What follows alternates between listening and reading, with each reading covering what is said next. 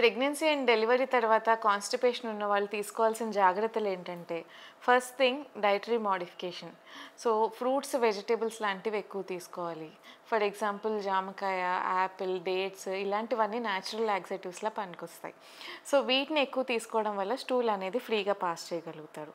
Next thing water intake ఎక్కువ ఉండాలి. So, normal people కన్నా pregnancy and post delivery water necessity అనేది ఎక్కువ పెరుగుతుంది కాబట్టి, normal people for example 3-4 litres తీసుకోవాలంటే మీరు 5-6 లీటర్స్ తీసుకోవాల్సి ఉంటుంది. Next thing physical activity. So, కొంచెం వాకింగ్ లాంటివి చేయటం, ఎక్సర్సైజ్ లాంటివి చేస్తే పేగులు స్టిమ్యులేట్ అయ్యి కాన్‌స్టిపేషన్ ప్రాబ్లమ్ అనేది కరెక్ట్ అవుతుంది. నెక్స్ట్ థింగ్ ఏవైతే టాబ్లెట్స్ కాన్‌స్టిపేషన్ కాజ్ చేసి ఇబ్బంది పెడుతున్నాయో అవి ఫ్యూ డేస్ ఆపి ఈ కాన్‌స్టిపేషన్ కరెక్ట్ అయిన తర్వాత మళ్ళీ స్టార్ట్ చేపిస్తాం. నెక్స్ట్ థింగ్ ఏంటంటే ఇప్పుడు చాలామంది బిజీ షెడ్యూల్‌లో పడిపోయి పిల్లల్ని చూసుకోవడమో, డెలివరీ తర్వాత మోషన్ వస్తున్నప్పుడు పెయిన్ వస్తుందనో, లేదంటే బిజీగా ఉన్నామనో తర్వాత వెళ్దాంలే అని ఆ బవెల్ మూమెంట్‌ని పోస్ట్‌పోన్ చేసుకుంటూ ఉంటారు. సో, ఇలా అర్జెన్సీ వచ్చినప్పుడు ఆపుకోవడం వల్ల జరిగే ప్రాబ్లమ్ ఏంటంటే స్టూల్ అనేది మన పేగులో ఎక్కువ సేపు ఉండిపోయి వాటర్ ఎక్కువ అబ్సార్బ్ అయిపోయి అది ఇంకా హార్డ్ అయిపోతూ ఉంటుంది.